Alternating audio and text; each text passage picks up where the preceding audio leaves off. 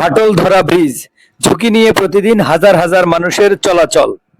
রনখোলা bridge, যেখানে দৃশ্যমান ফাটল, ভাঙ্গা রেলিংয়ে বেরিয়ে থাকা রড, নিচে ভেঙে পড়া কনক্রিট।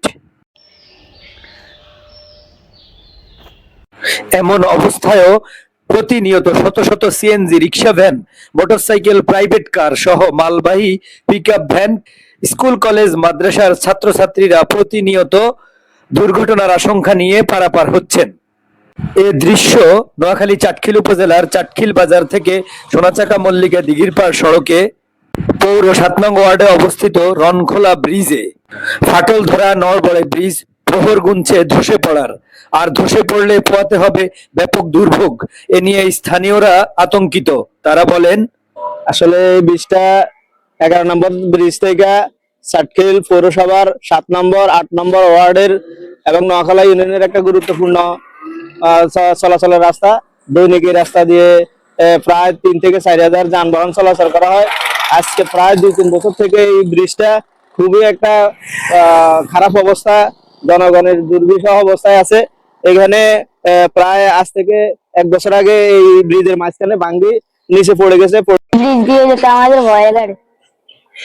এই ব্রিজ তো হঠাৎ করে দেখতেছি যেভাবে ভাঙ্গা, আর এভাবে তো প্রতিদিন ছেলেমেয়ে নিয়ে যাওয়া আসাটা বিপজ্জনক হয়ে যায়। যাত্রী নিয়ে চলাচল করতে খুব কষ্ট হয়। এখানে মনে করে যে কখন ব্রিজ ভেঙে যায়, আমার খুব ভয় লাগে। ব্রিজটার কাজ জরুরি প্রয়োজন, মানুষের যাতায়াতের ব্যবস্থা খুব দুর্ভোগ করতেছে। আর ব্রিজের যে অবস্থা হয়েছে, আমরা এভাবে চলাফেরা করতে পারতেছি না। রাস্তা যে কোনো সময় এটা ভাঙ্গা পড়ে যেতে পারে। এই ব্রিজটা প্রায় ভেঙে যাওয়ার পথে। এখন যদি ব্রিজটা যদি ভেঙে যায় তাহলে আমাদের দুর্ভোগের আর শেষ নাই। তাই সরকারের কাছে আমাদের আবেদন, খুব শীঘ্রই যেন এই ব্রিজটা নতুন করে মেরামত করা হয়। চাটখিলের একটা বড় কওমি মাদ্রাসা, জামিয়া ওসমানিয়া মাদ্রাসার শত শত ছাত্ররা এই রাস্তায় যাতায়াত করে। পাশাপাশি এখানে অনেক শিক্ষা প্রতিষ্ঠান ব্রিজ দিয়েই ছাত্রছাত্রীরা যাতায়াত করে। ব্রিজটা এমন ঝুঁকিপূর্ণ অবস্থা, যে কোনো সময় ব্রিজটা ভেঙে পড়ে একটা বড় ধরনের দুর্ঘটনার সম্মুখীন আমরা হতে পারি। এই জন্য আমরা প্রশাসনের দৃষ্টি আকর্ষণ করছি। বৃষ্টি নিয়ে স্থানীয় সরকার প্রকৌশল অধিদপ্তর এলজিইডি জানান, নতুন ব্রিজের জন্য ঊর্ধ্বতন কর্তৃপক্ষের কাছে প্রস্তাব করা হয়েছে। এই চাটখিলের রনখোলা ব্রিজটি অনেক পুরনো ব্রিজ। সেই ব্রিজটি একটি গাড়ার বর্তমানে খুব দুর্বল অবস্থায় রয়েছে এবং যে কোনো সময় ব্রিজটি ভেঙে পড়তে পারে।